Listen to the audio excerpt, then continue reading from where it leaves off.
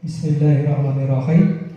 Assalamualaikum warahmatullahi wabarakatuh. Waalaikumsalam warahmatullahi wabarakatuh. Ya, terima kasih kepada teman-teman yang sudah bersedia untuk membantu pekerjaan saya di bidang calon guru penggerak, yaitu tentang budaya positif. Yang saya hormati Bapak Ibu Guru SD Negeri 1 Purwasana. Ya. Ini adalah lanjutan dari materi kemarin tentang visi, yaitu visi adalah sebuah tujuan, dan tujuan diantaranya adalah tujuan sebuah sekolah. Namun untuk mencapai visi kita membutuhkan yang namanya budaya positif, ya, budaya positif. Nah, ini bisa diberi judul diseminasi pemahaman budaya positif di SD Negeri 1 Purwasana. Namun sebelumnya ini yang biasa dilakukan oleh kita semua, ya, ada ice breaking. Itu apa sih tujuannya, Bapak Ibu? Oh ya, biar anak fokus, ya. Jadi ice breaking, ice itu dingin, ya. Jadinya mungkin kita bisa kita artikan ice breaking adalah untuk mendinginkan suasana, ya, mendinginkan suasana agar nanti belajarnya itu bisa fokus kembali, ya. Jadi tidak ada murid-murid yang tegang dalam mengikuti pembelajaran. Nah, nanti saya minta tolong, ini kita melakukan ice breaking bersama-sama. Lagunya ini yang biasa dilakukan oleh Bu Tugi, ya, tetapi hanya diganti apanya? Diganti liriknya. Ini yang tangan ke atas menggapai kita, ya. Coba nanti kita bisa bersama-sama. 1, 2, 3.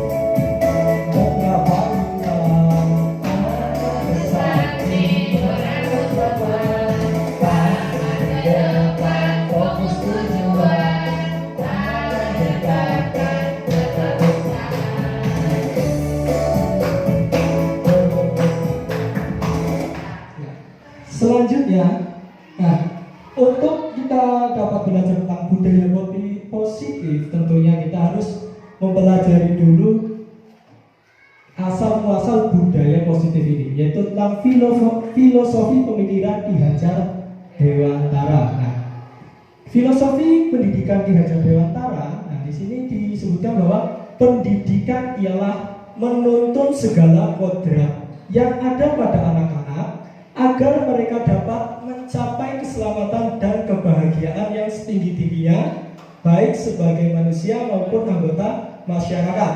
Mendidik anak sesuai dengan kodrat alam dan kodrat zaman. Nah, sesuai visi yang kemarin, ya, murid. Nah, di sini pendidikan menuntut segala kodrat alam. Jadi apa yang sudah dibawa oleh anak, entah itu minat, potensi, semuanya itu kita hanya menuntun, ada kata menuntun saja, ya. Jadi kita menuntun ke arah yang baik. Mereka sudah punya potensi masing-masing.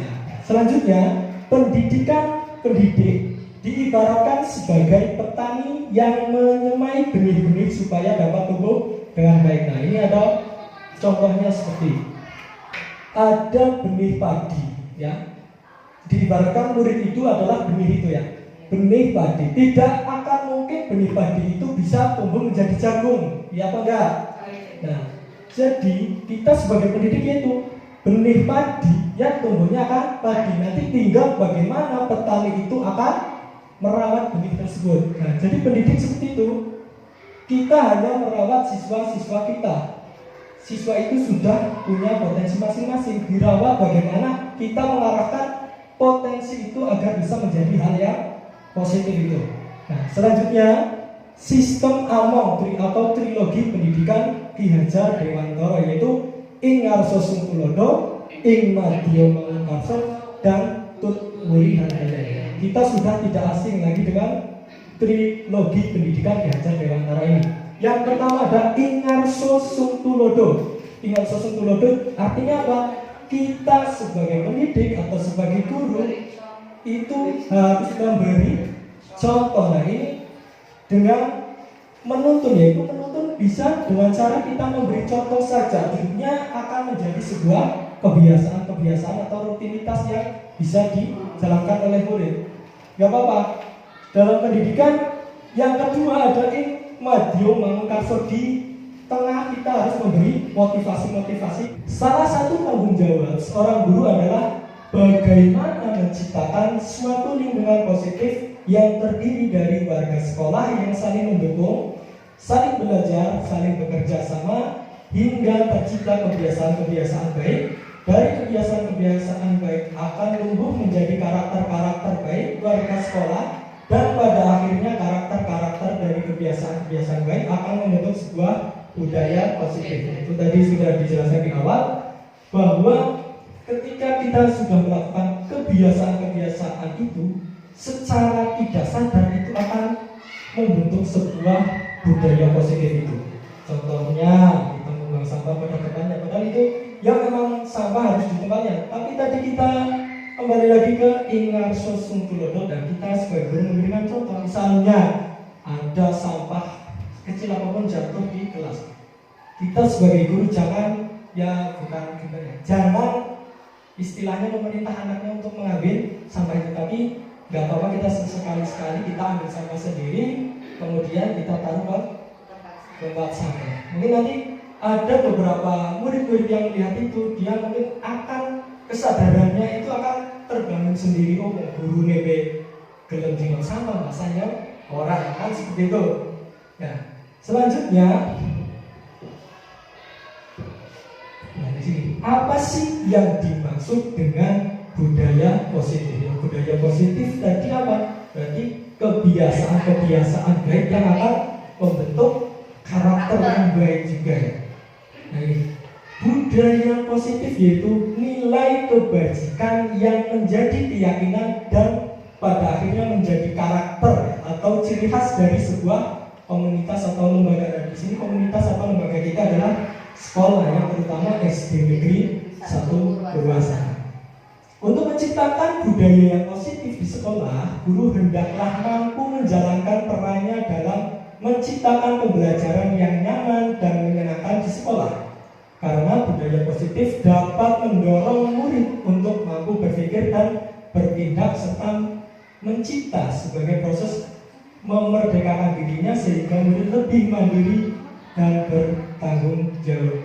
Nah, jadi di sini adalah budaya positif itu yang menciptakan adalah mereka sendiri, muridnya sendiri, gurunya sendiri. Jadi nanti kalau mereka sudah menyadari apa budaya positif dirinya sendiri tanpa mengatur orang lain, intinya adalah yang diatur adalah diri kita sendiri, jangan mengatur orang lain. Ketika semuanya sudah bisa mengatur dirinya sendiri dan mengontrol dirinya sendiri, maka secara otomatis kita tidak perlu mengatur yang lain, mereka bisa akan menciptakan budaya positif itu sendiri. Nah, di dalam budaya positif nanti kita akan belajar tentang ada 6 yang kita pelajari di sini, ada disiplin positif dan nilai-nilai kebajikan. Nah, nilai-nilai kebajikan ini kita ambil dari mana? Ya, kita sekarang sedang belajar tentang merdeka belajar. Ya, kita ambil dari merdeka belajar, yaitu nanti ada nilai-nilai dari profil pelajar Pancasila. Di situ yang nanti ada ketuhanan dan keutamaan dan bla bla bla.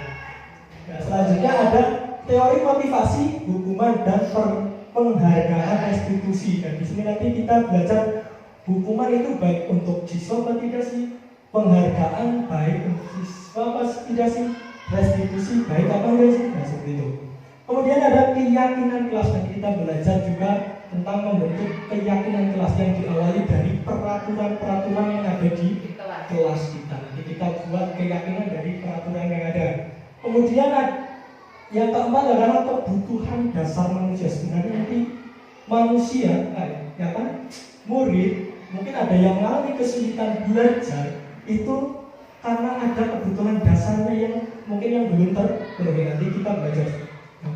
Kemudian ada restitusi atau posisi kontrol. Nah, di sini kita sebagai guru dan pendidik kita nanti mempunyai beberapa posisi kontrol ya. Nanti diantaranya yang paling tinggi ya, ada manajer, yang di situ nanti ada penghukum, ada pemantau, ada pembuat rasa bersalah. Nanti kita koreksi diri yang mana yang harus kita ambil ya semuanya. Tapi itu adalah bersifat kasta. Jadi ketika kita sudah, yang paling tinggi kan dari manajer. Ketika kita sudah menjadi manajer, kita tidak mungkin kembali lagi ke posisi penghukum sendiri. Selanjutnya yang keenam adalah restitusi segitiga restitusi. Nah, di sini adalah untuk memecahkan masalah-masalah yang ada pada murid kita atau pada pembelajaran kita. Di sini segitiga restitusi ini sangat baik digunakan untuk memecahkan masalah-masalah.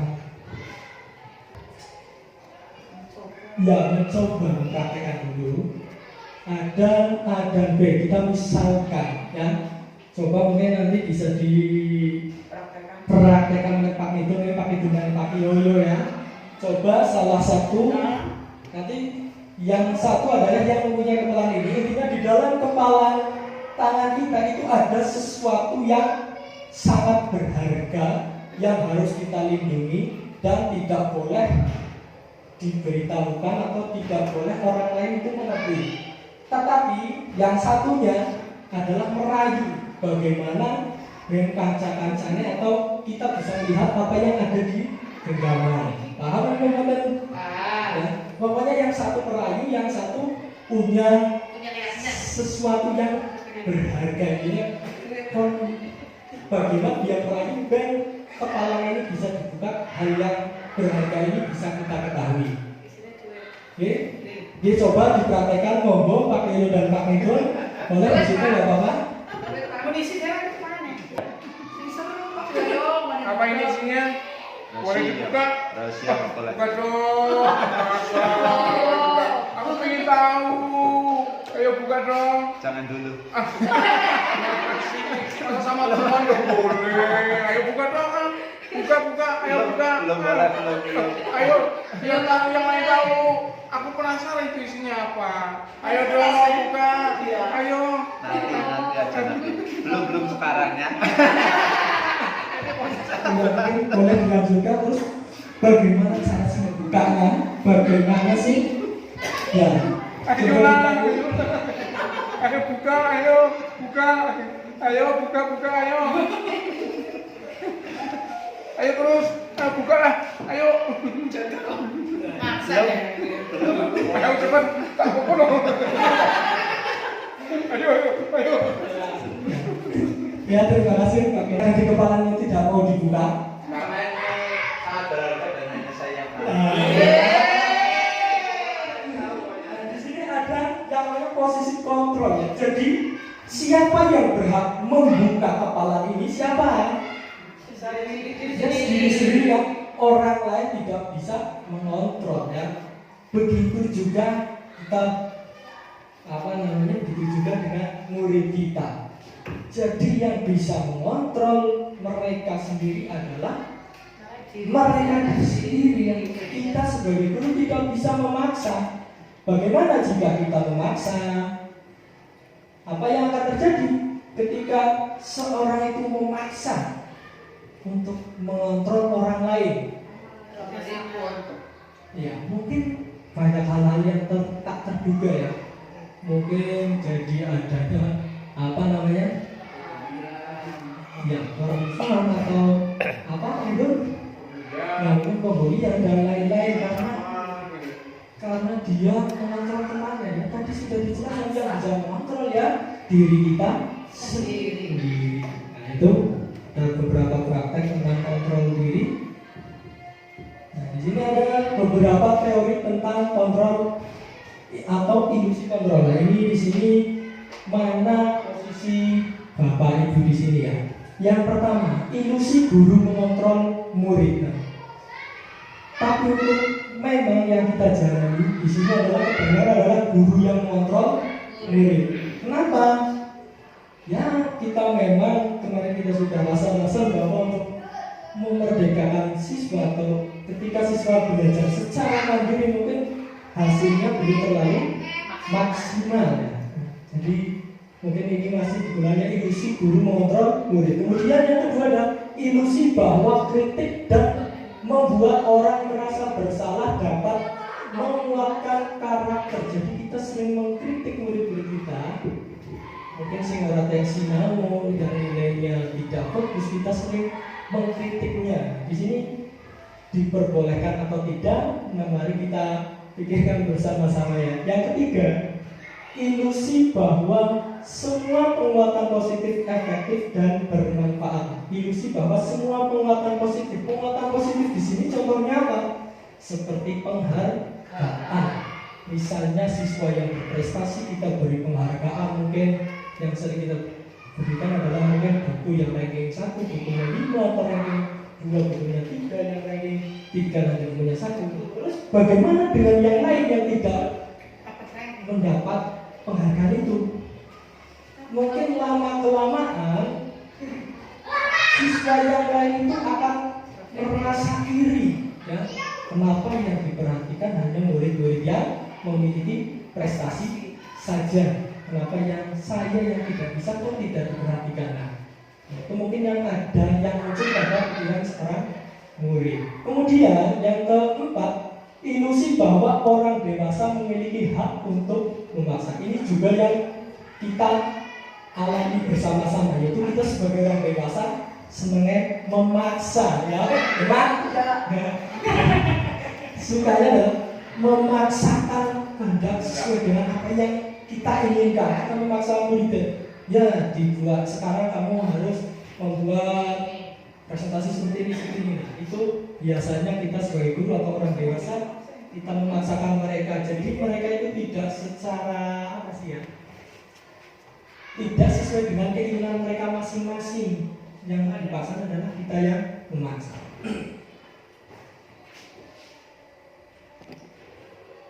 Nah, di sini kita sering sekali mendengar yang namanya kata disiplin. Nah, coba kita pikirkan bersama apa yang terbayang sih di dalam pikiran kita tentang disiplin.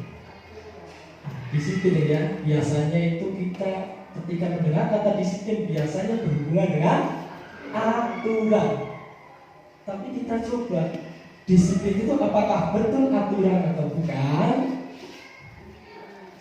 Nah, ini yang biasa kita pikirkan. Kebanyakan orang akan menghubungkan kata disiplin dengan tata tertib atau peraturan atau yang peraturan itu dan kepatuhan pada peraturan. Kata disiplin juga dihubungkan dengan hukuman, seorang disiplin dihukum. Padahal itu sungguh berbeda, karena belajar tentang disiplin positif tidak harus dengan memberi hukuman. Justru itu adalah salah satu alternatif terakhir dan kalau perlu tidak digunakan sama sekali. Nah, di sini hukuman itu bisa kita gunakan menjadi alternatif terakhirnya benar-benar iskora. Kalau semua kontrol itu sudah tidak bisa, ya solusinya terakhir adalah hukuman. Tetapi sebenarnya sih ini tidak perlu dilakukan kalau memang masih kita bisa mengontrol.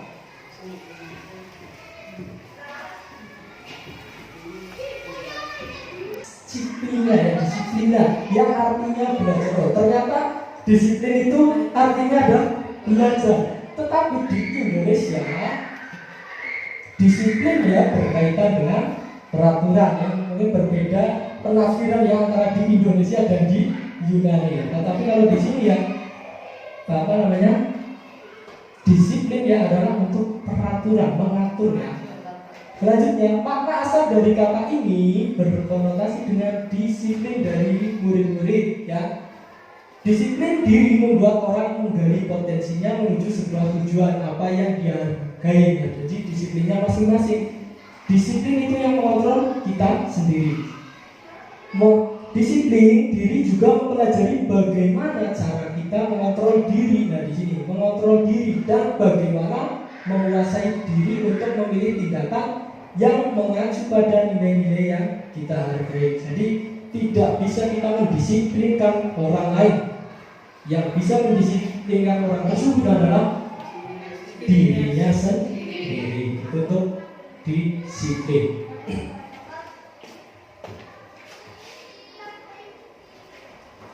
Yang sekarang kita belajar ada disiplin positif. Disiplin positif merupakan suatu pendekatan mendidik anak agar anak dapat mengontrol diri dan menguasai diri untuk memilih tindakan yang mengacu pada nilai-nilai kebajikan universal yang dihargai sehingga anak memiliki motivasi intrinsik untuk menciptakan lingkungan yang positif. Salah satu strategi yang perlu kita tinjau kembali adalah penerapan disiplin di sekolah. Disiplin di sekolah bagaimana? Tadi kita sudah ke visi dulu ya. Visi adalah nanti kan visi tidak hanya dilaksanakan ketika kita sekolah saja, tetapi digunakan ketika sudah untuk masa depannya, berarti untuk nanti setelah mereka lulus dari sekolah masih menggunakan visi. Maksudnya visi ini adalah keyakinan yang kita miliki ya, agar mereka itu bisa hidup di dalam masyarakat.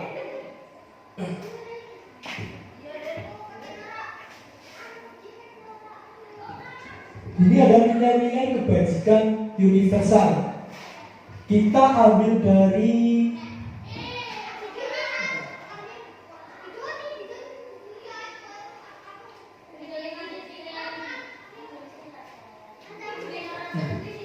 kebijakan-kebijakan nilai-nilai kebijakan universal itu kita ambil dari profil pelajar Pancasila, yaitu yang ada berapa itu yang kebinekaan global, mandiri, kreatif, gotong royong, terus berpikir kritis. Dari yang pertama adalah ketuhanan dan beriman dan bertakwa kepada Tuhan yang Maha Esa. Dari nilai-nilai ke-6 nilai tersebut yang di dalam profil Pancasila, kita dapat mengambil nilai-nilai kebajikannya. Nah, di antaranya adalah peduli, nah itu ada banyak ya, peduli, rajin, integritas, rasa hormat, keterusterangan, keberanian, kebahagiaan, tanggung jawab, sampai dengan pengertian, yaitu banyak sekali nilai-nilai kebajikan yang kita ambil dari profil pelajar Pancasila. Mungkin pemerintah juga ada baiknya ketika kita belajar tentang merdeka belajar, mungkin dia akan menerapkan nilai-nilai ini, mungkin yang bisa diciptakan oleh murid-murid, mungkin yang diinginkan adalah nilai-nilai kebajikan ini ya. Tapi kita lihat saja nanti bisa berhasil atau tidaknya ya.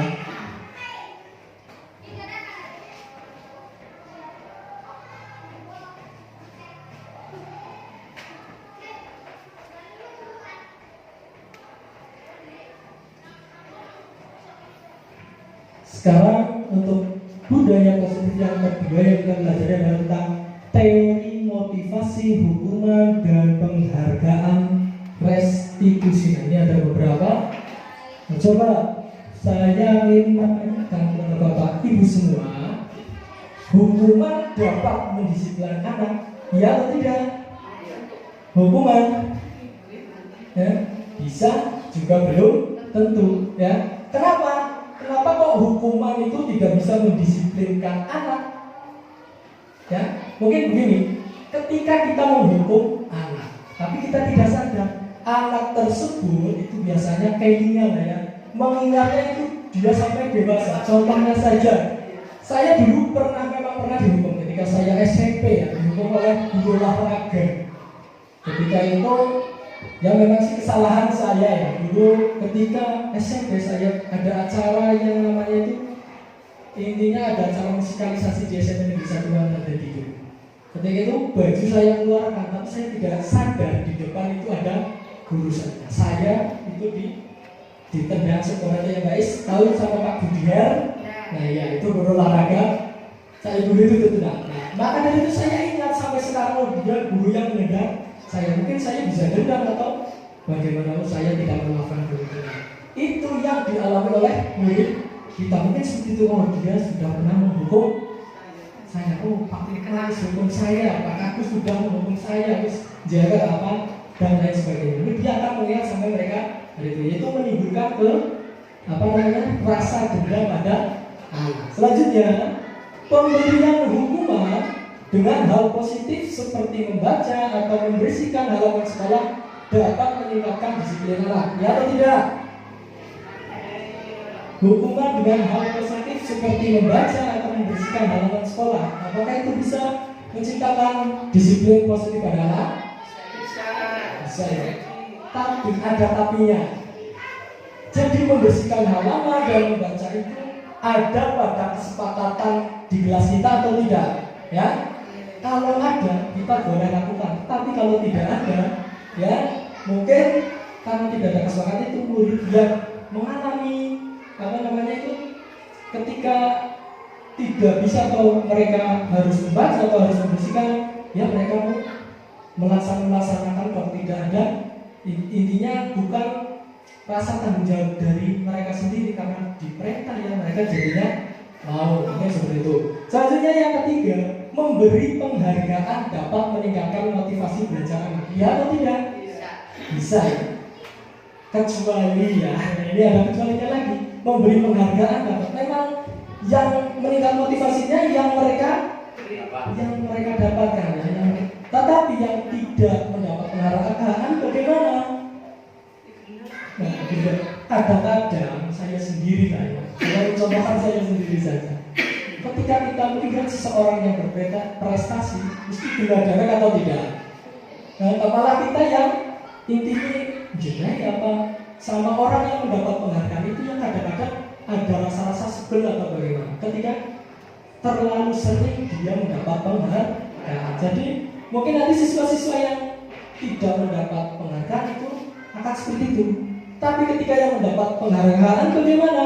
Dia akan selalu tergantung dengan penghargaan itu, ya, tergantung dengan penghargaan tersebut. Yes. Jadi dia punya motivasi belajarnya karena adanya penghargaan, bukan karena dia sadar sendiri dia ingin belajar, tapi karena ada penghargaan yang maka mereka akan belajar. Tapi coba bagaimana kalau tidak ada penghargaannya? Bagaimana? Ya mungkin mereka akan sungkan belajar karena dia tidak punya motivasi diri. Ada teori motivasi, hukuman, dan penghargaan atau restitusi. Dari ketiganya itu yang paling betul yang mana? Ya? Yang pertama ini menurut Dian Hausen ya, menyatakan 3 motivasi perilaku manusia. Yang pertama, untuk menghindari ketidaknyamanan atau hukuman. Di sini ada teori hukuman. Biasanya orang yang motivasi perilakunya untuk menghindari hukuman atau ketidaknyamanan akan bertanya, apa yang terjadi apabila saya tidak melakukannya? Nah, itu adalah biasanya adalah hukuman. Kalau saya tidak melakukan, apa yang akan saya terima nantinya? Kemudian yang kedua adalah untuk mendapatkan imbalan atau penghargaan dari orang lain. Itu yang kedua adalah penghargaan. Ya. Orang dengan motivasi ini akan bertanya, apa yang akan saya dapat ketika saya melakukan? Nah, mereka melakukan sebuah tindakan untuk mendapatkan ujian atau penghargaan dari orang lain. Mungkin mereka kepengen mendapat hadiah, pengakuan atau imbalan. Jadi motivasi ini adalah motivasi eksternal atau di luar diri mereka. Ya, bukan atas kehendak mereka sendiri atau motivasi internal ya, bukan dari mereka sendiri. Yang ketiga, untuk menjadi orang yang mereka inginkan dan menghargai diri sendiri dengan nilai-nilai yang mereka percaya. Nah, ini adalah restitusi ya. Jadi mereka melakukannya adalah karena kemauan mereka sendiri, karena mereka menghargai dirinya mereka sendiri. Yaitu orang dengan motivasi ini akan bertanya, menjadi orang yang seperti apabila saya melakukannya, menjadi bertanya pada diri sendiri, akan menjadi orang yang seperti apa apabila saya melakukannya. Nah, mereka melakukan sesuatu karena nilai-nilai yang mereka yakini dan hargai, dan mereka melakukannya karena mereka ingin menjadi orang yang melakukan nilai-nilai yang diyakini mereka. Nah, jadi ini motivasinya adalah berasal dari diri mereka sendiri. Mungkin yang terbaik adalah ini, restitusi.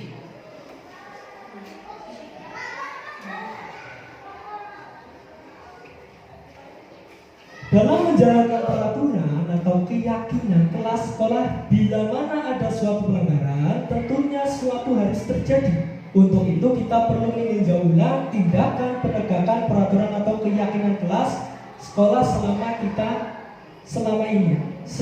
Tindakan terhadap suatu pelanggaran pada umumnya berbentuk. Nah, nanti ada hukuman, bersifat tidak terencana atau tiba-tiba. Hukuman itu biasanya langsung ya Pak.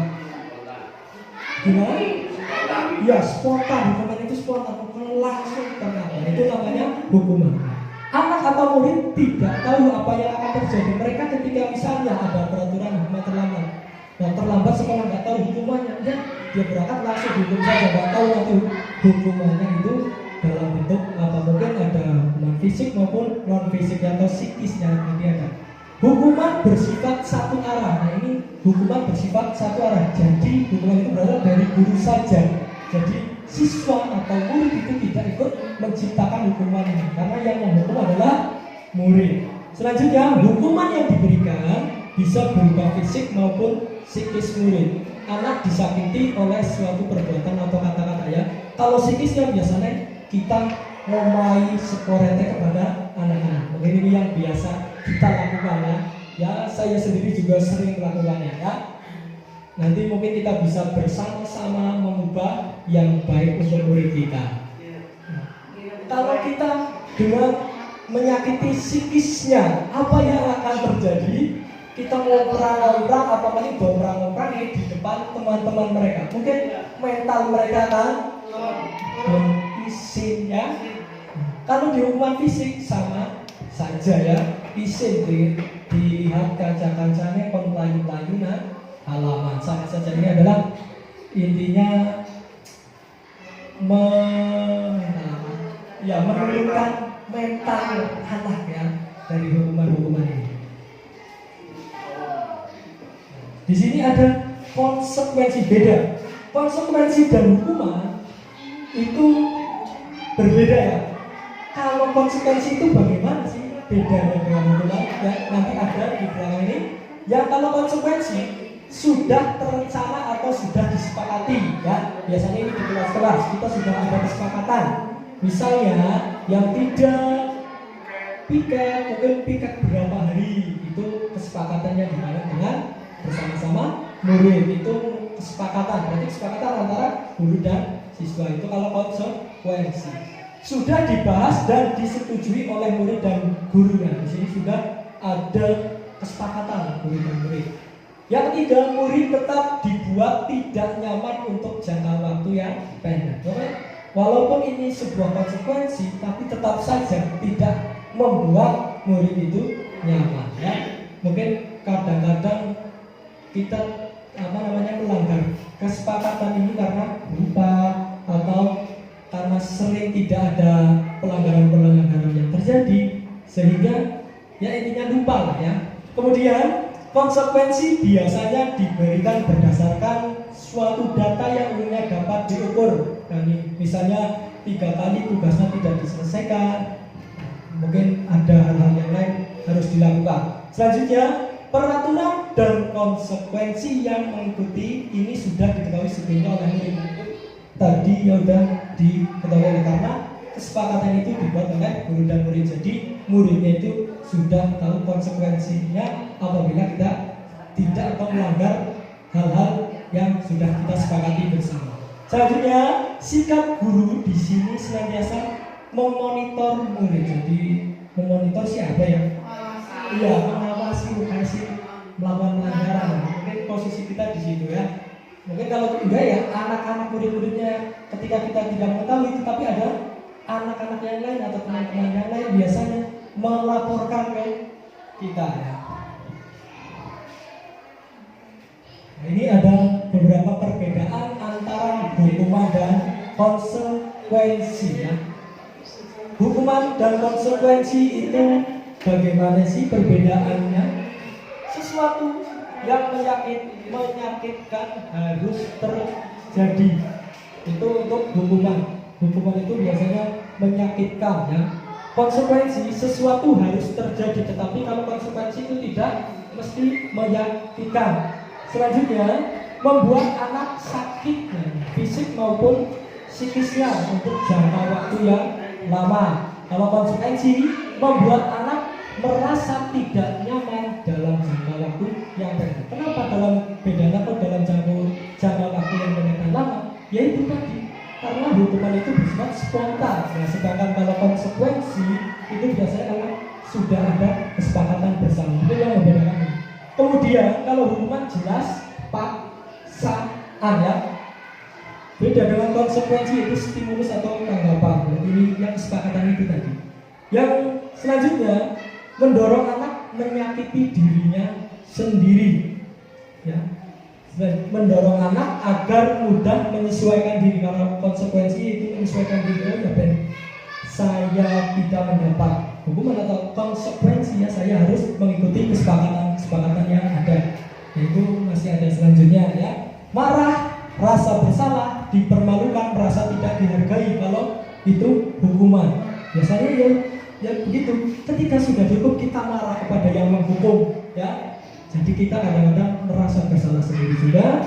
Kadang-kadang juga ada yang berpikiran karena dihukum kita jadi malu ya. Saya dipermalukan oleh bu guru atau pak guru siapa karena saya dihukum. Untuk konsekuensi kehilangan hak, dibuat tidak nyaman, diasingkan untuk sementara. Ini masih berhubungan dengan jangka waktu yang pendek ya, karena cuma sementara. Ini tentang hukuman atau konsekuensi ya. Coba yang pertama, mencatat 100 kali di dalam buku kalimat saya tidak terlambat lagi karena terlambat sekolah. Ini konsekuensi atau hukuman? Coba mencatat 100 kali dalam buku kalimat saya tidak terlambat lagi karena terlambat ke sekolah. Hukuman atau konsekuensi? Hukuman ya. Kenapa? Karena tidak ada kaitannya. Mencatat karena terlambatnya terlambat ke sekolah, bukan karena terlambat pembelajaran. Mungkin pembelajaran bahasa Indonesia beda. Kalau kalimatnya begini, mencatat 100 kali di dalam buku kalimat saya tidak akan terlambat lagi dalam mengikuti pembelajaran bahasa Indonesia. Mungkin karena dia terlambat di dalam pembelajaran bahasa Indonesia, jadinya itu merupakan konsekuensi.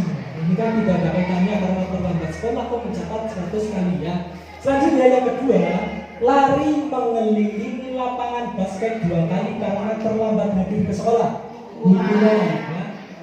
Yang ketiga, membersihkan coretan yang dibuat di meja tulis. Konsekuensi ya. Murid diminta untuk push up 15 kali karena tidak menggunakan masker sekolah.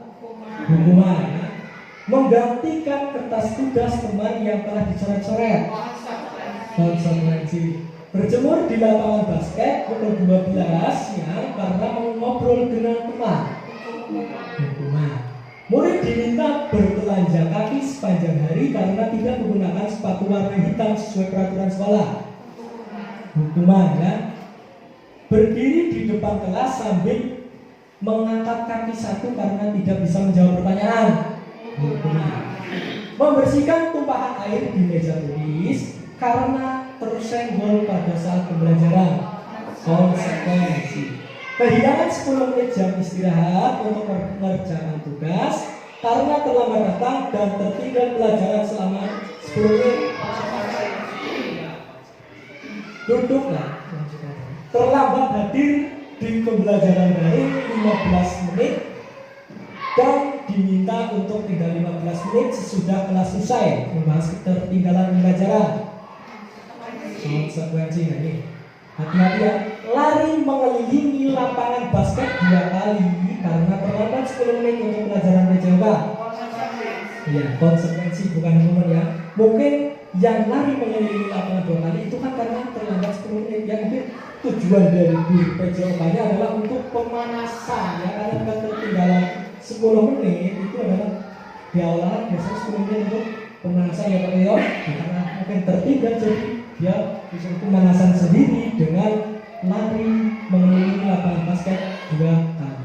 Selanjutnya, membersihkan WC sekolah karena mematahkan pensil kawan. Hukuman. Terima kasih. Insyaallah sudah mudah semua adalah hukuman dan konsekuensi.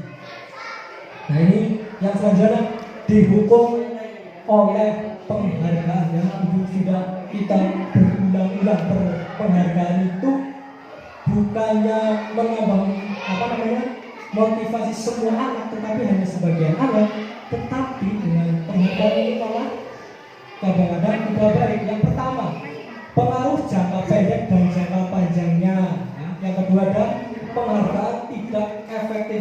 tadi tidak efektifnya ya yang merasa intinya pinter ya yang mendapat penghargaan saja, yang tidak mendapat penghargaan itu mungkin tadi sudah dijelaskan bahwa iri atau yang lain. Yang ketiga, penghargaan merusak hubungan. Bagaimana penghargaan itu bisa merusak hubungan? Nah ini ada ya, ketika seorang diberi penghargaan atau dipuji di depan orang banyak, maka yang lain akan merasa iri dan sebagian dari mereka akan tidak menyukai orang yang diberikan penghargaan ya, iri. Jadi di kelas itu nanti ada rasa yang namanya rasa kompetisi ya, kompetisi untuk mendapat penghargaan, bukan mendapat pembelajaran, tapi karena mendapat penghargaannya itu jadi adanya kompetisi. Selanjutnya, penghargaan mengurangi ketepatan, penghargaan menurunkan kualitas, penghargaan mematikan kreativitas, penghargaan menghukum. Nah di sini penghargaan menghukum mereka yang tidak mendapatkan penghargaan, misalnya dalam sistem ranking. Makanya mungkin di kurikulum ini tidak ada ranking lagi, ranking siji nomor tidak ada lagi. Nah, mereka yang mendapat ranking 2 akan merasa paling dihukum. Ya, kenapa yang nomor 2 yang merasa paling dihukum? Ya, contohnya saja misalnya kita ya, dalam kemarin kita ada penyaringan atau P3K ataupun PNS. Ketika kita di nomor 2 kadang-kadang paling kacanya 0, berapa nomor. Apa yang kita rasakan? Ya, rasanya sudah banget karena ya itu tadi mereka itu merasa paling dihukum. Padahal itu kacanya 0, misalnya 0,01, padahal seperti banget. Kenapa kita bisa jadi nomor 2 bukan yang nomor 1? Yaitu merasa paling dihukum, ya dihukum sendiri maksudnya. Yang kedua, memberikan penghargaan dan hukuman adalah hal yang sama, karena keduanya mencoba mengendalikan perilaku seseorang. Jadi kita tidak boleh mengendalikan perilaku seseorang. Biarkan mereka mengendalikan diri mereka sendiri saja.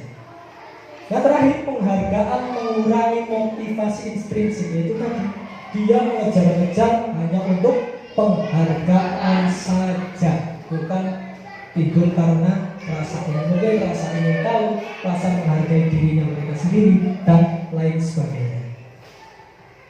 Nah, proses menciptakan kondisi bagi murid untuk memperbaiki kesalahan mereka sehingga mereka bisa kembali pada kelompok mereka dengan karakter yang lebih kuat. Restitusi juga merupakan proses kolaboratif yang mengajarkan murid untuk mencari solusi untuk masalah mereka sendiri. Jadi, ketika murid atau siswa mungkin melakukan suatu kesalahan dengan metode restitusi ini adalah nanti murid diberikan kesempatan untuk memecahkan atau mencari solusinya mereka sendiri, bagaimana untuk menyelesaikan masalah yang mereka hadapi. Jadi di sini guru hanya menjadi teman mereka yang memang sharing ya. Jadi solusinya biarlah mereka yang mencari sendiri. Dan membantu murid berpikir tentang orang seperti apa yang mereka ingin menjadi atau ada yang mereka inginkan, bagaimana mereka harus memperlakukan orang lain. Mungkin nanti dengan cara restitusi ini mereka sadar dengan cara ini dia bisa menghargai dirinya sendiri, juga dia bisa menghargai orang lain. Mungkin saya tidak melakukan, jadi saya tidak boleh. Mungkin kadang-kadang yang sering kita temui adalah ketika ada anak yang melakukan kancane sing yang lain itu menertawakan ya, kadang-kadang menertawakan. Tetapi ketika yang pertama juga maju sendiri dia tidak bisa. Jadi dengan restitusi ini mungkin dia akan tahu bagaimana cara memperlakukan orang lain ya.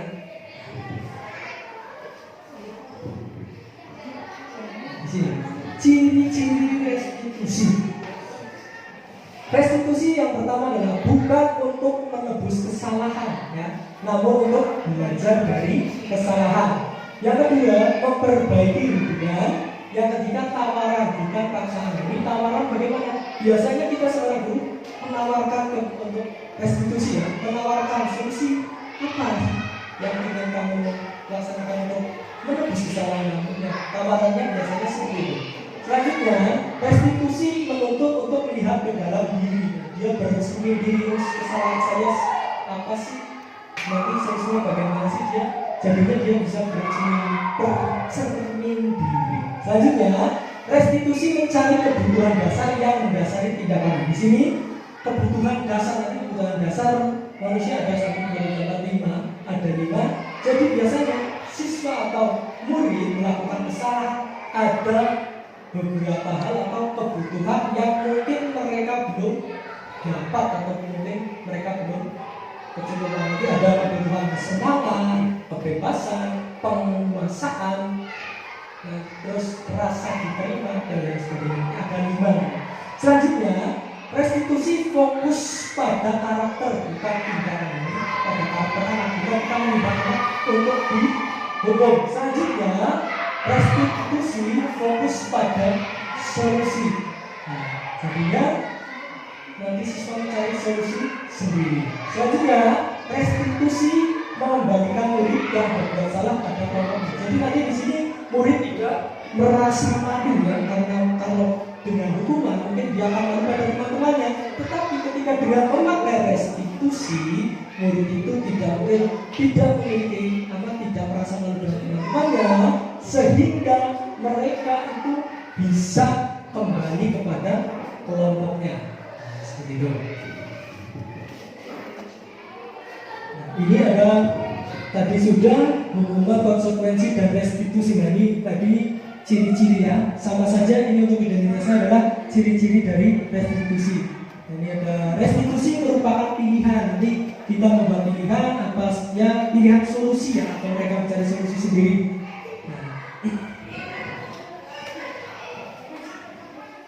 Selanjutnya adalah keyakinan kelas. Mengapa sih keyakinan kelas saja, bukan peraturan kelas saja? Mengapa? Kita kok tidak membuat peraturan saja, karena peraturan itu malah lebih gampang dibuat daripada keyakinan kelas. Mengapa? Ya di sini kita gali satu persatu. Contoh ini, mengapa kita memiliki peraturan harus menggunakan helm bila mengendarai kendaraan roda 2? Mengapa? Kadang-kadang ada yang berpikiran saya menggunakan helm yang kok ada tilangan. Kadang-kadang terlalu perak atau dekat dia tidak perlu menggunakan helm. Jadi kita mau pilihan yang mana? Kita keyakin dengan keyakinan kita atau peraturan? Kalau keyakinan, contohnya begini, kita memakai helmnya untuk melindungi keselamatan kita sendiri, bukan karena takut ditilang. Entah itu dekat ataupun jauh memakai helm karena melindungi keselamatan kita, yaitu kita berasal dari motivasi kita sendiri ya. Tetapi kalau kita memakai helm karena hanya ada peraturan takut ditilang, itu kan berasal dari luar, bukan dari kita sendiri ya. Selanjutnya yang kedua, mengapa kita memiliki peraturan 3M, menggunakan masker, mencuci tangan dan menjaga jarak ini pas waktu pandemi ya? Kenapa? Kadang-kadang di rumah ya bisa orang masker, bukan cuci tangannya, itu karena peraturan, jadinya kita tidak melaksanakan. Tetapi ketika berasal dari sendiri ya, kita tetap mematuhi ini karena kita sudah yakin untuk kesehatan kita. Untuk mendukung motivasi intrinsik, kita kembali ke nilai-nilai keyakinan tadi yang peduli, terus yang sama dengan jawab, yang gitu ya, yang berangkat dari nilai-nilai profil belajar Pancasila. Ini bagaimana sih cara membuat keyakinan kelas? Yang pertama, kemarin saya sudah belajar pas loka karya itu, untuk membuat keyakinan kelas yang pertama itu adalah kita membuat peraturan dulu ya, peraturan di kelas kita ya. Nanti peraturan itu sudah dibuat, contohnya peraturan yang ada di sekolah kita apa, di kelas kita misalnya tidak boleh datang terlambat ke sekolah. Setelah itu ketika kita sudah membuat peraturan, selanjutnya adalah peraturan itu kita buat menjadi hal-hal yang positif. Kita buat peraturan itu menjadi hal yang positif. Contohnya apa? Tadi kita tidak boleh berangkat sekolah. Kalimat positifnya bagaimana? Tidak bolehnya kita buang. Jadi datang tepat waktu, dan datang tepat waktu setelah. Jadi nanti kita membuang kata yang negatifnya. Tidak dilarang itu dibuang, tapi kita ubah peraturan itu menjadi kalimat yang positif. Nah, dari kalimat-kalimat positif itu kita jadikan suatu keyakinan. Contohnya tadi, misalnya datang tepat waktu. Jadi nilai apa yang ada di dalam datang tepat waktu itu? Disiplin. Terus apa lagi? Menghargai dirinya sendiri. Selanjutnya apa? Tanggung jawab. Jadi, nah dari keyakinan ini yang kita yakini di kelas ini nanti tanggung jawab. Ya yang banyak tadi ada tanggung jawab, terus menghargai diri, tepat waktu, kan? Itu adalah yang nanti kita buat keyakinan kelas kita. Tetapi peraturannya apa yang buat bukan Pak Guru atau Bu Guru, tapi yang membuat atas kerjasama dengan murid-murid kita. Jadi yang membuat peraturan murid itu nanti murid-murid kita dulu yang membuat peraturan. Mungkin semua murid itu memiliki peraturan yang berbeda-beda. Mungkin nanti boleh dicoba Bapak Ibu Guru, boleh mencobanya nanti di kelas besok lah ya. Kalau ada kesempatan buat peraturan guru, kemudian peraturan itu dibuat kalimat positif. Setelah dibuat kalimat positif, kita satu persatu cari nilai-nilai yang ada pada kalimat positif itu, ya. Itu dijadikan sebagai keyakinan kelas. Kemudian apa yang dilakukan selanjutnya yaitu meninjau kembali keyakinan kelas dari waktu-waktu. Kemudian keyakinan itu kita buat tulis di dalam kertas, ini bisa dibaca di dinding sekolah. Itu adalah keyakinan yang jadi ketika ada siswa atau murid yang melakukan kesalahan, kita bisa perlihatkan keyakinan. Kesalahannya itu apakah sudah sesuai dengan keyakinan yang mereka yakini atau belum? Mungkin nanti murid bisa merasa sadar diri, oh diri ini kan yang membuat saya sendiri, jadi saya harus meyakininya. Seperti itu. Coba dipraktekkan, saya juga baru mempraktekkan beberapa, belum sempurna ya.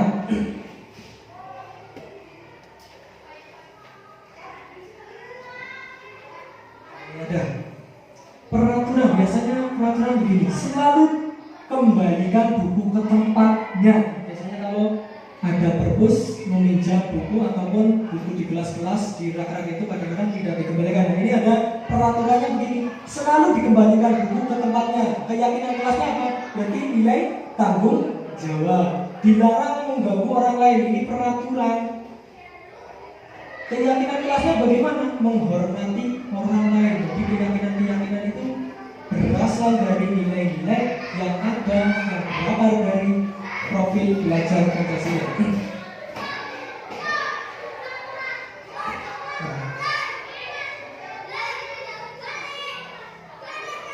Nah, ini untuk beberapa kebutuhan dasar manusia dan kebutuhan dasar manusia. Tadi ada 5. Yang pertama kasih sayang dan rasa diterima, penguasaan, bertahan hidup, kesenangan, kebebasan. Ini mungkin tadi sudah di awal bahwa murid-murid yang melakukan kesalahan atau melanggar keyakinan-keyakinan kelas di sekolah, mungkin karena ini ada kebutuhan dasar mereka yang belum mereka penuhi atau belum terpenuhi. Nah, itu tadi nanti ada contoh-contohnya.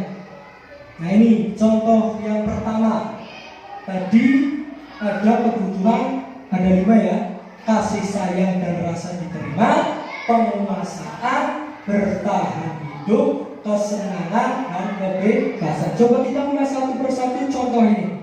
Yang pertama, ibu guru bilang, aku tidak boleh bersenandung sewaktu mengerjakan tugas. Katanya kelas harus tenang, tidak ada suara. Padahal kan aku suka dan senang bernyanyi. Jadi kebutuhan apa yang belum terpenuhi? Kesenangan. Nah, mungkin nanti Bapak Ibu guru bisa mencoba di kelas ketika ada siswa pas diajar itu tidak memperhatikan malah nyanyi sendiri. Mungkin nanti dia bisa menggunakan media pembelajaran yang mungkin berbasis sambil bernyanyi. Mungkin siswa nanti akan lebih tertarik ya, karena dia suka bernyanyi, jadi dia memperhatikan materinya bisa dikaitkan. Jadi kita harus memenuhi kebutuhan rasa senangnya. Selanjutnya yang kedua, ibu guru tidak menyapaku hari ini, padahal aku pakai jepit rambut baru. Ini kebutuhan mana yang belum terpenuhi? Kasih sayang dan rasa diterima ya, karena dia kepengen diperhatikan oleh ibu gurunya karena pakai jepit rambut baru, tapi ibu gurunya orang perhatikan tuh di jurnal ya, seperti itu. Kemudian yang ketiga, aku bosan. Masa belajarnya cuma gitu-gitu aja, dengerin ibu-ibu saja. Ini apa yang belum terpenuhi dari kebutuhan? Kebebasan atau penguasaan? Ya, benar ya. Kebebasan ya atau penguasaan? Bebas ya. Anaknya kita, anak atau muridnya itu pengen bebas, bukan hanya mendengarkan bapak guru mengajar, tapi mungkin ada hal lain kepengen dia kepengen cerita sendiri, pengen belajar sendiri. Nah nanti mau mana diidentifikasi sendiri kelas-kelasnya, kebutuhan mana yang belum terpenuhi. Mungkin ada beberapa anak yang mesti ada dalam satu kelas itu, ada murid-murid yang mungkin bosen atau dia kadang-kadang malas ikut belajar, karena turun jam ngomong, turun dulu, kadang penulis jangan nulis seperti itu. Nah, coba diidentifikasi kebutuhan mana yang belum terpenuhi.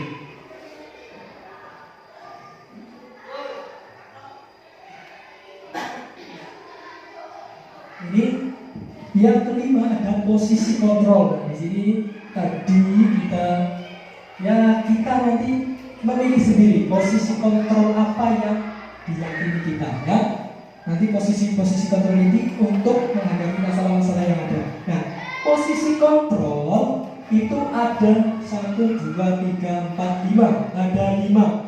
Yang pertama tadi ada penghukum, membuat orang merasa bersalah, jadi teman atau manajer. Jadi ke-5 posisi ini yang paling tinggi adalah manajer ya. Jadi di sini manajer mungkin posisinya adalah kepala sekolah ya. Nah, jadi kita menentukan posisi yang mana. Coba kalau yang pertama menghukum, ini biasanya menghardik, menunjuk-nunjuk, menyakiti, menyindir. Ini paling rendah. Ini posisi kontrol paling rendah adalah penghukum. Yang kedua membuat orang merasa bersalah.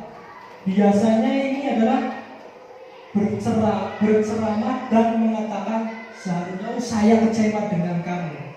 Seperti itu. Biasanya seorang kontrolnya bilang sendiri. Yang ketiga ada teman. Ini membuatkan alasan-alasan untuk muridnya. Ini juga baik kalau kita posisinya sebagai teman. Jadi murid-murid itu bisa secara luas mengobrol dengan kita secara bebas. Apa yang mereka alami, apa yang mereka lakukan itu bisa diceritakan kepada kita ketika kita menjadi seorang teman, posisi kita sebagai teman mereka ya. Jadi bagaimana nanti kita memposisikan diri kita. Yang selanjutnya adalah pemantau. Nah ini hanya menghitung dan mengukur. Di sini kita mengacu pada ketika kita menjadi posisi pemantau, itu kita mengacunya hanya kepada aturan. Biasanya mengerti aturannya si kita ini. Kamu tidak mematuhi aturan, coba dibaca aturannya. Biasanya seperti itu. Dia terpaku pada aturan yang ada. Biasanya kalau posisi pemantau. Selanjutnya manajer. Di sini adalah posisi yang ibaratnya paling baik ya, manajer. Jadi dia mengerek satu-satu alasannya apa. Nanti ini posisi manajer ini bisa berkaitan dengan segitiga restitusi. Nanti ada contoh sedikit bagaimana cara menerapkan segitiga restitusi. Tetapi untuk hal ini biasanya sulit untuk dilaksanakan. Kadang-kadang masih kadang di logo dengan murid-murid kita mungkin dibohongi, dia menutupi kesalahan orang lain, mengerti kalau kansanya yang di komando guru kansanya jadi dihukum, mungkin seperti itu. Mungkin sulitnya pada penerapan manajer seperti itu. Kadang masih ada hal-hal yang ditutup-tutupi.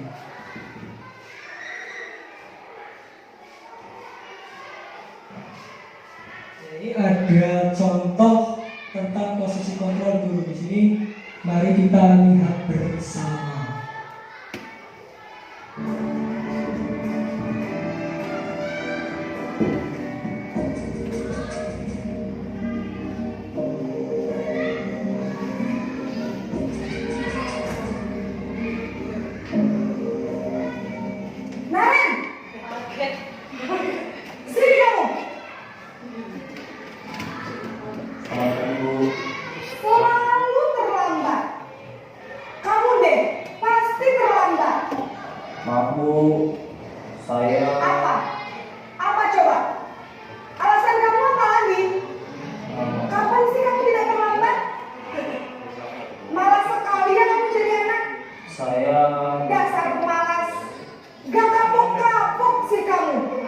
Sudah berapa kali terlambat? Sana, kamu keliling lapangan basket 2 kali. Kenapa saya harus keliling lapangan basket, Bu? Kenapa? Kamu lawan ibu. Berani-beraninya jawab. Sudah terlambat, masih berani jawab pula. Sekarang, keliling lapangan basket 5 kali sekalian. Biar kapok. Cepat. Pergi sana ke lapangan basket.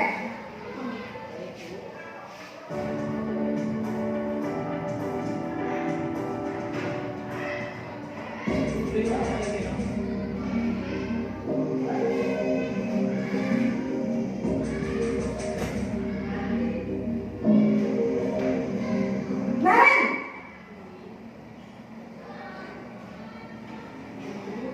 Selamat pagi, Bu. Naren, kamu kenapa terlambat lagi, nak? Ya Tuhan, Naren, kamu senang ya bikin ibu susah ya? Kalau kamu terlambat lagi, nanti ibu yang ditegur bapak kepala sekolah, nak. Disangka ibu tidak bisa membina kamu.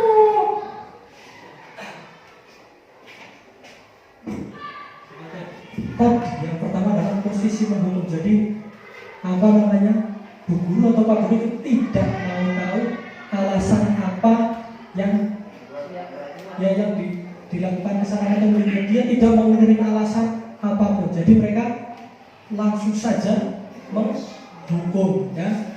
Padahal mungkin alasannya karena terlambat di rumah membantu orang tua, atau mungkin bisa bis atau bagaimana ya, atau ban bocor. Jadi tidak ada ininya, tidak ada toleransi dari guru, langsung membuka. Ini posisi yang kedua tadi apa ini? Membuat merasa orang bersalah. Nah ini nanti ibu disangka tidak bisa tindakan. Jadinya kan mungkin siswa itu nanti merasa bersalah ya. Duh, gimana ini? Maaf, Bu. Di sini untuk menyelesaikan suatu masalah di dalam kelas atau pada murid-murid kita, ada yang namanya segitiga restitusi. Ini biasanya dilakukan oleh seorang posisi kontrol manager, ya. Jadi ini adalah posisi yang paling baik. Nah, nanti kita bisa lihat bagaimana cara menerapkan atau contoh penerapan untuk segitiga restitusi. Apa saja sih yang ada di dalam segitiga restitusi? Nah, ini ada segitiganya. Yang pertama, menstabilkan identitas. Di sini jadinya apa? Tidak membuat siswa atau murid yang melakukan kesalahan itu tidak terlalu merasa bersalah sekali. Nah, ini ada, setiap orang pasti pernah melakukan salah. Mungkin ada kata-kata dari Bapak Ibu guru yang oh iya, mungkin Bapak guru atau saya juga pernah melakukan kesalahan.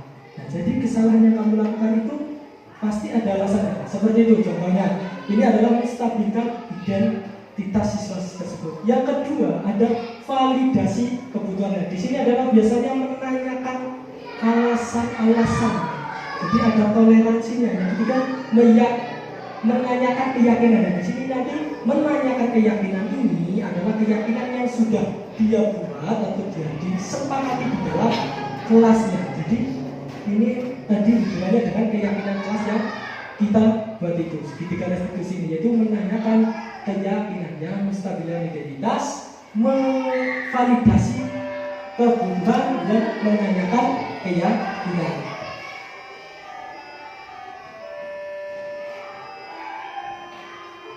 Nah, di sini ada beberapa contoh saya sendiri untuk segitiga restitusi.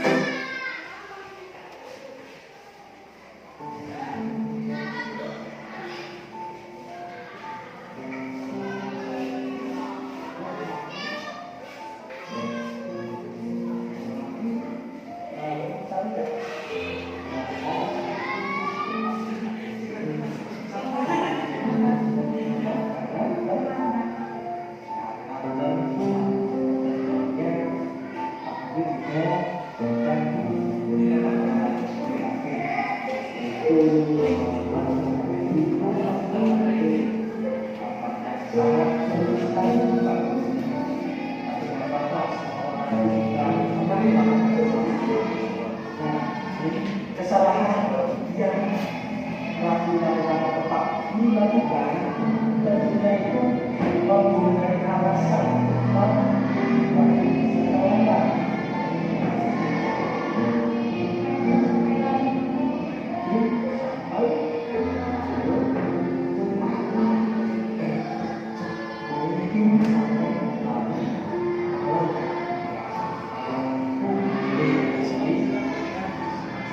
sekarang Raffi masih ingat keyakinan yang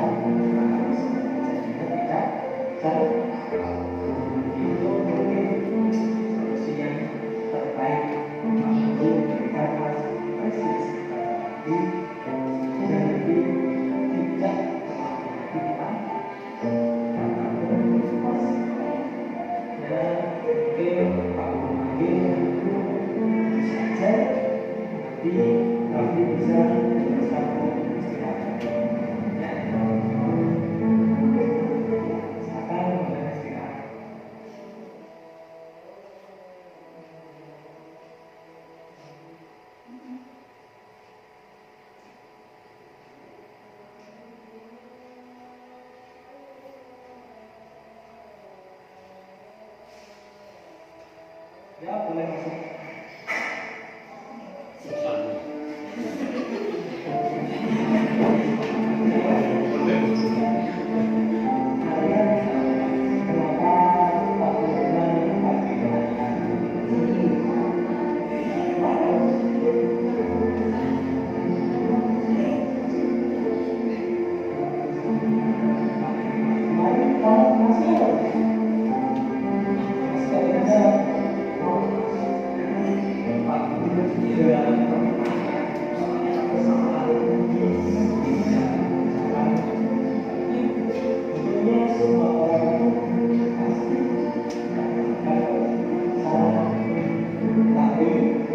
Kesalahan itu pasti ada alasannya. Nah, coba alasannya apa?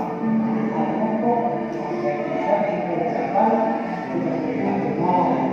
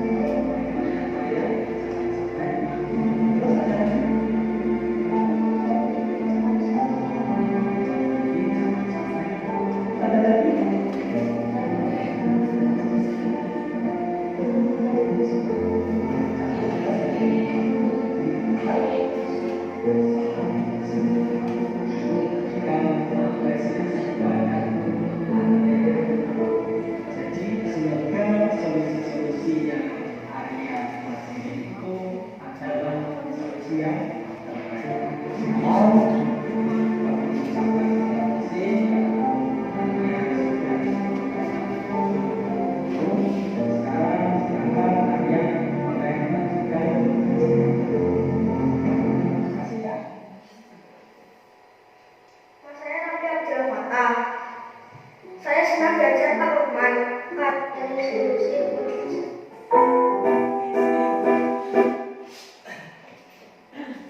Ya, terima kasih. Itu mungkin hanya beberapa dua contoh atau kasus segitiga restitusi. Yaitu yang pertama tadi adalah kita sebagai seorang guru atau pendidik, posisi yang kita ambil ya, yang terbaik posisi itu adalah manajer, yaitu dengan menerapkan segitiga restitusi. Itu yang pertama tadi, menstabilkan diri ya, menstabilkan diri siswa. Jadi kita ketika siswa melakukan kesalahan, jangan langsung kita hukum atau langsung kita salahkan begitu saja, tetapi kita identifikasi dulu permasalahan. Nah, yang kedua adalah memvalidasi tindakan, yaitu tadi kita harus menerima alasan-alasan apa saja mengapa murid atau siswa itu melakukan kesalahan.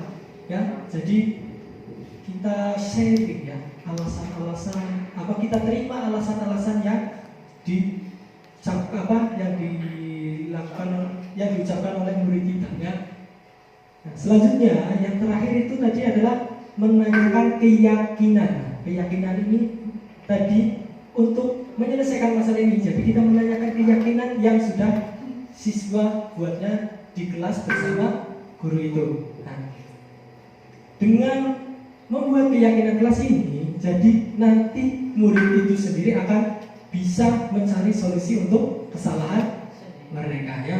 Jadi solusinya bagaimana? Kita hanya menawarkan sebagai guru, nanti dia yang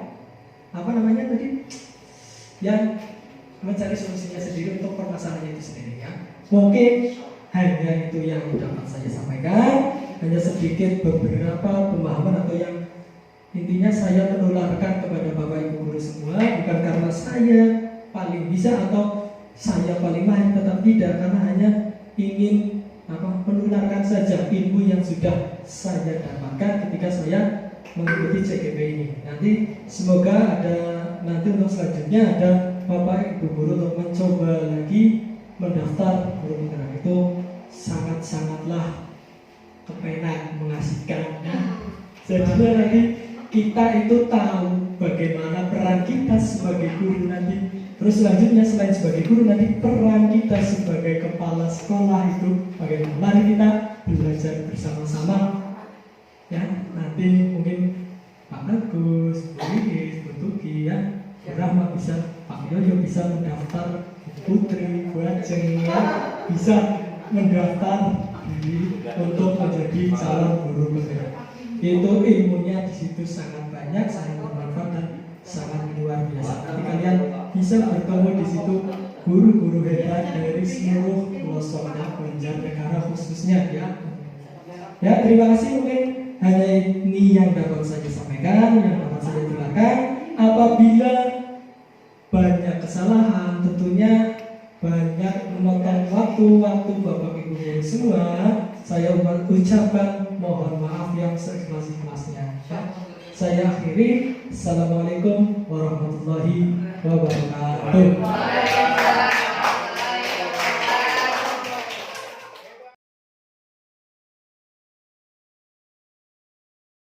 Assalamualaikum warahmatullahi wabarakatuh. Saya Agus Budi, rekan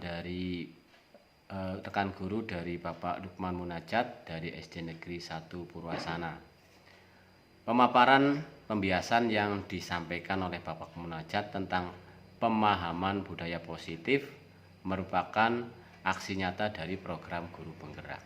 Mudah-mudahan pemaparan yang disampaikan oleh Bapak Munajat ini nantinya bersifat permanen, akan menjadi motivasi bagi Bapak Ibu guru yang ada di SD Negeri 1 Purwasana, yang nantinya akan berimbas kepada siswa, akan menjadi lebih disiplin dan akan meningkatkan motivasi belajar bagi siswa tersebut, dan juga akan membangun karakter para siswa sesuai dengan budaya positif yang ada di SD Negeri 1 Purwasana.